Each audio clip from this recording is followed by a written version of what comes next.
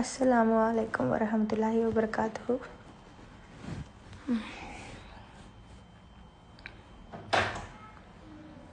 Staff ఐసీయూలో ఉన్నారు.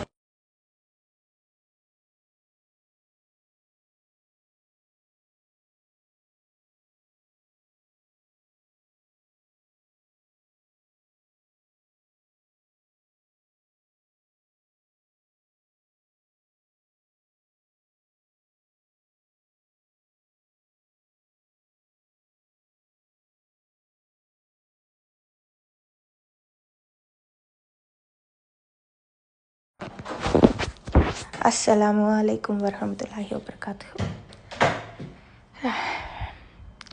I'm still in the hospital. Alhamdulillah, I'm alive. Bus Zinda who, అదే బతికే ఉన్నాను, అది చాలు. అల్లాహు అక్బర్. చాలా నీరసంగా ఉంది. ఇక్కడ చేతులకి బాగా పొడి చేశారు, నర్వ్స్ కనపడట్లేదు. మమ్మీ బేబీ వచ్చి వెళ్ళారు ఇప్పుడే. అండ్ నేను నకాబ్ వేసుకోలేదని బ్యాక్ కెమెరా ఆన్ చేశాను. అందరు ఎలా ఉన్నారు? వాలేకుమ్ అస్సలాం, వాలేకుమ్ అస్సలాం. అస్సలు బాగలేదండి హెల్త్. మీ అందరి దువా నాకు కావాలి. యాక్చువల్లీ నేను డెంగ్యూ అని జాయిన్ అయ్యా. చూస్తే నాకు యూరినరీ ట్రాక్ ఇన్ఫెక్షన్ అయింది. దాని తర్వాత నేను 3 days ఇంట్లో ఉండి డోలో 650 తీసుకొని చలికి వణుకుతా అలాగే ఉన్నానన్నమాట. దానివల్ల ఏమైందంటే బ్లడ్ అంతా బ్యాక్టీరియా చేరింది, కిడ్నీస్ కూడా బ్యాక్టీరియా ఎఫెక్ట్ చేస్తుందంట. ఎమర్జెన్సీకి వచ్చా, ఇంకా తట్టుకోలేకపోయాను, నుంచోలేకపోయాను. ఇంకా అందుకని వెంటనే హాస్పిటల్కి, కామాక్షి, మీరు అక్కడ చూస్తే కనిపించదు అనుకుంటా, టీసీఎస్ ఆఫీస్, అదే సిప్కాట్ సిరిసరి ఇంటి దగ్గర అనమాట, కామాక్షి హాస్పిటల్లో జాయిన్ అయ్యాను. రాగానే వీళ్ళు ఐవీఎఫ్లు ఏవో పెట్టారు. అన్నీ పెట్టాక కొంచెం మనిషిలాగా నాకు అసలు ఎవరు కళ్ళ ముందు అలా కనిపించింది అనమాట. తర్వాత ఏమో వాళ్ళు ఇలా కిడ్నీ ఎఫెక్ట్ అవుతుందండి, మీరు ఎక్కువగా డోలో 650 తీసుకున్నట్టున్నారు. నేను 3 hours ఒక డోలో 650 తీసుకున్నా. వాళ్ళేమో 4 or 6 అన్నారు. నాకు ఆ నెంబర్ గుర్తులేక నేను 3 hours ఒకటి తీసుకున్నా, చలి తట్టుకోలేక, టు బి ఆనెస్ట్. అలా తీసుకోవడం వల్ల నాకేమైంది, మొత్తం నాది నేనే డ్యామేజ్ చేసుకున్న దాన్ని దేవుడి దయ వల్ల, అల్లా దయ వల్ల, అల్లానే మొత్తం రాగానే వీళ్ళు ఎమ్మటే చాలా హెల్ప్ఫుల్గా 1 hourలో మొత్తం టెస్ట్ చేసేసి అంతా చాలా జాగ్రత్తగా క్లియర్ అయిపోయిందని చెప్పి నాకు ఆ రిపోర్ట్స్ బిఫోర్ ఆఫ్టర్ చూపించేసరికి నాకు కళ్ళకి ప్రశాంతంగా అనిపించింది. తర్వాత వీళ్ళు ఏం చేశారు, ఇన్సూరెన్స్ ఉందా అని అడిగారు. ఈయన ఐటీలో పనిచేస్తారు కాబట్టి ఇన్సూరెన్స్ ఉంది అని చెప్పాను అనమాట. అది కొంప ముంచింది. ఇన్సూరెన్స్ ఉంది అంటే యాక్చువల్లీ మేము ఇన్సూరెన్స్ వాడం, అయితే ఇప్పుడు ఫైనాన్షియల్లీ చాలా కష్టంలో ఉన్నాను కాబట్టి నేను ఇంకా ఇన్సూరెన్స్ వాడాల్సి వచ్చింది. వాళ్ళకి ఏం చెప్పానంటే క్యాన్సర్కి ఇన్సూరెన్స్ మొత్తం వాడేశాను, సో నాకు ఇన్సూరెన్స్ లేదు అని చెప్పా. లేదు, మీ పేరు మీద టీసీఎస్లో చూపిస్తుంది, నా husband works in TCS. So చూపిస్తున్నప్పుడు ఏమైందంటే వాళ్ళు మీకు ఇంక ఇన్సూరెన్స్ ఉందని చెప్పి సిటీ స్కాన్ తీయాలి, ఆ స్కాన్ తీయాలి అని అన్ని చోట్ల బ్లడ్, కాళ్ళకి చేతులకి ఎక్కడ దొరికితే అక్కడ బ్లడ్ శాంపిల్స్ తీసుకోవడం, సిటీ, ఎంఆర్ఐ, సిబిసిటీ, ఏయో స్కానింగ్లు తీశారు. దాంట్లో బయటపడిన విషయం ఏంటంటే ovaries, left ovary, right ovary. Okay, left ovary బాగానే ఉంది, రైట్ ఓవరీ దగ్గర సిస్ట్, లింఫ్ నోడ్స్, అవి క్యాన్సరసా నాన్ క్యాన్సరసా రేపు ఒక టెస్ట్ చేస్తారంట, దానిలో తెలిసిద్దంట.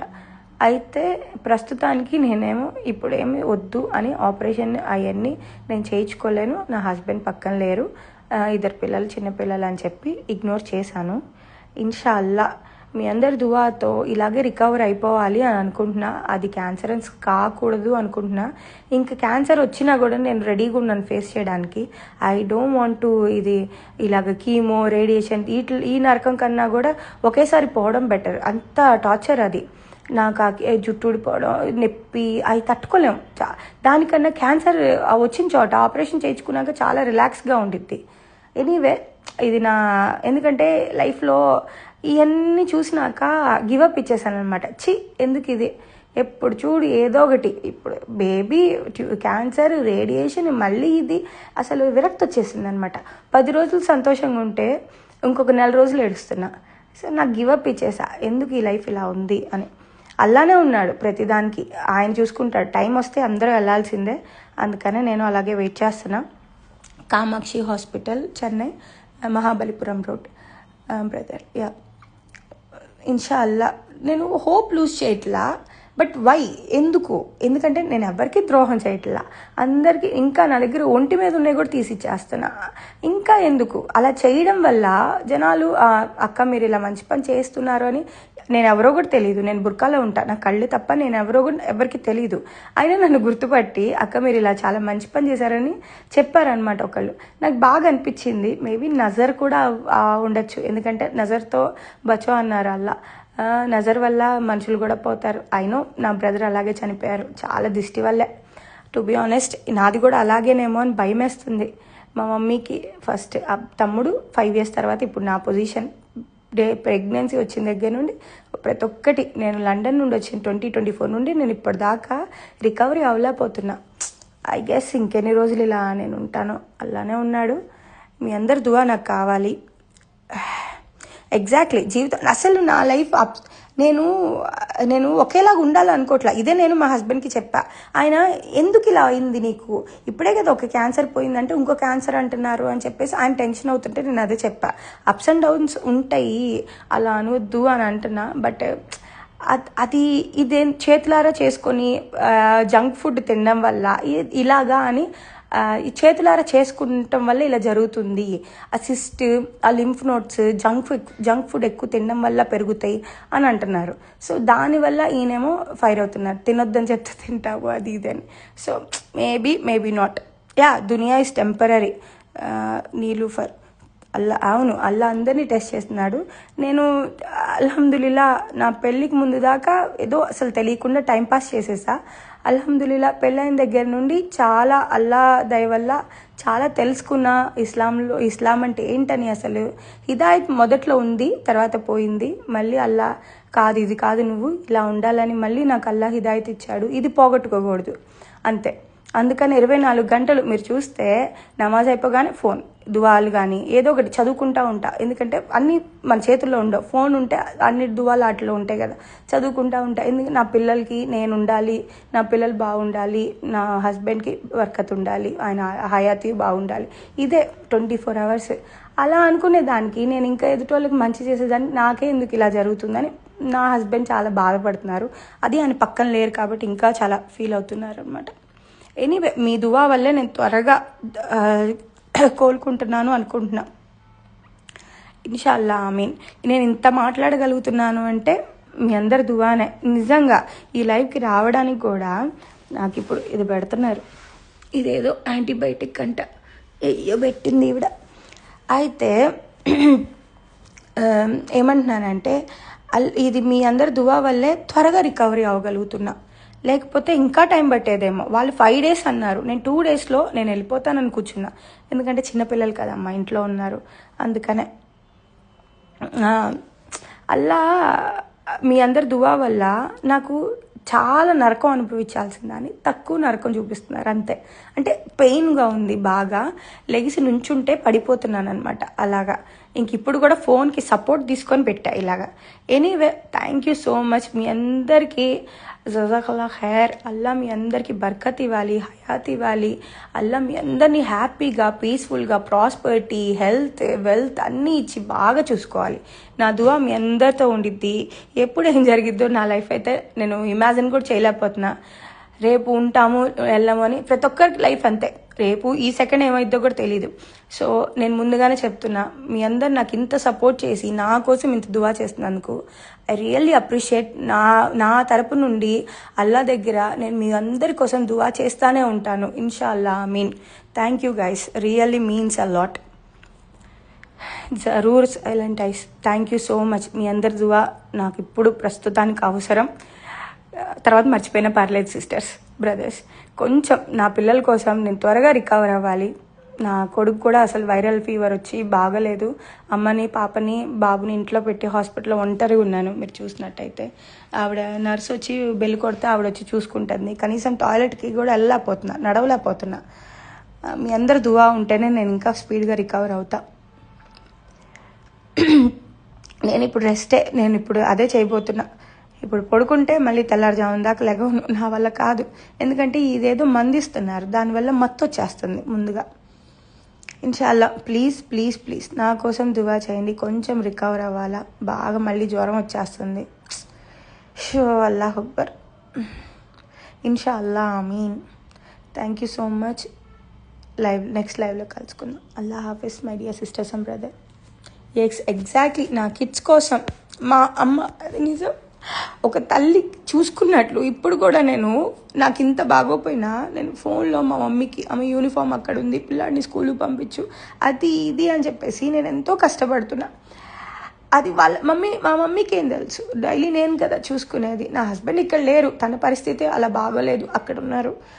నేను లేకపోతే నా పిల్లలకి లైఫ్ ఏంటి అని ఒక్క సెకండ్ హాస్పిటల్లో ఎమర్జెన్సీలో పెట్టి నాకు ఒక మత్తు ఇంజెక్షన్ ఇవ్వగానే, అంటే చలికి తట్టుకోలేకపోతున్నానని ఒక స్లీపింగ్ కోసం ఇంజెక్షన్ ఇచ్చారు. భయం వేసిందండి, తట్టుకోలేకపోయా. అమ్మో ఏమైనా ఇలా మత్తులో నేను చనిపోతే నా పిల్లలకి ఏంటి అని ఒక్క సెకండ్ నాకు అయిపోయాను అనుకుంటా. అంత భయం వేసింది. ఇలా ఉండిద్దా చావు. అదే మనకి ఇలా ఉంటే గాజా పాలస్తీన్ వాళ్ళు ఇంకెంత నరకం అనుభవిస్తున్నారు. అనెస్థీషియా లేకుండా ఆ పిల్లల కాళ్ళు, చిన్న చిన్న పిల్లలు, అల్లాహు అక్బర్. అదే నా కూతురు కానీ కొడుకు కానీ ఏమైనా అయితే నేను చచ్చిపోతా. అలాంటిది ఆ తల్లిదండ్రులు ఆ గాజా ప్యాలెస్టీన్లో ఆ కాళ్ళు ఇరగొట్టుకొని చేతులు ఇరగొట్టుకొని ఆ మత్తు ఇంజెక్షన్ కూడా లేకుండా, అలాగే కట్లు డైపర్లు కూడా లేకుండా ఆ ఫీసెస్ వచ్చి అబ్బో ఆ కష్టం ముందు నా కష్టం చాలా ఈజీ.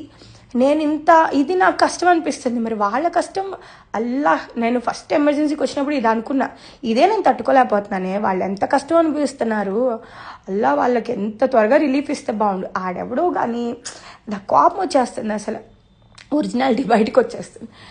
ఆయన ఎవరో పుట్టినా ఆయన పేరెందుకు కూడా తెలియదు నాకు. ఆయన ఎప్పుడు పోతాడో కానీ వీళ్ళందరూ చావు చూడకుండా పోయేలా లేడు అసలు. ముందు వాళ్ళకి రిలీఫ్ ఇవ్వాలి. ఎందుకంటే మనకి జ్వరం వస్తేనే నేను ఎమర్జెన్సీకి వచ్చి హాస్పిటల్లో జాయిన్ అయ్యా. నాకు ఇవన్నీ తర్వాత తెలిసినాయి. పాపం వాళ్ళ కాళ్ళు చేతులు తెగిపోయి రక్తాలు కారుకుంటా అలా ఉన్నోళ్ళని జస్ట్ వీడియో చూస్తేనే మన పిల్లలకి అలా జరిగితే మనం తట్టుకోగలుగుతామండి. సేమ్ అంతే కదా. ఇన్షాల్లా ఆమీన్. అందరికీ మంచి చేయాలి, కష్టాల నుండి దూరం చేయాలి. పాపం వాళ్ళకి ముందు రిలీఫ్ ఇవ్వాలి, అంతే. ఇది నేను ఇప్పుడు అనుభవిస్తున్నాను కాబట్టి అమ్మో వాళ్ళ నరకం ఇంకెంత బాధ ఉండిద్దో అని. సిజరీన్ కూడా మత్తు ఇంజెక్షన్ ఇస్తేనే, లేదంటే పెయిన్ నడిచేదాన్ని. అప్పుడు వచ్చి మళ్ళీ మత్తు ఇచ్చేవాళ్ళు, మళ్ళీ పెయిన్ 4 గంటలకు ఒకసారి నొప్పి రావడం అరవడం. ఈ నొప్పికే మత్తు ఇంజెక్షన్ తీసుకున్నాను. వాళ్ళ కాళ్ళు ఇరిగిపోయి చేతులు ఇరిగిపోయి ఆ పిల్లలు చిన్న పిల్లలు, నెలల పిల్లలు, వాళ్ళు ఎంతమంది 60% కిడ్సేనంట అక్కడ ఉంది. సో మనం ఇంకెంత జాగ్రత్తగా ఉండాలి. ఇన్షాల్లా కాపాడాలి వాళ్ళని, అంతేనండి. మనందరు దువా వాళ్ళకి కావాలి. నన్ను వదిలేసేయండి, మీరు వాళ్ళని గుర్తుపెట్టుకోండి, వాళ్ళ కోసం దువా చేయండి. ఎందుకంటే నా అలాంటి వాళ్ళు 100 మంది ఉంటారు. అలాంటి వాళ్ళు చిన్న పిల్లలండి. మీ అందరు దువా వాళ్ళకి కావాలి. ఇన్షాల్లా నన్ను గుర్తుపెట్టుకోవడానికి ప్రయత్నించండి.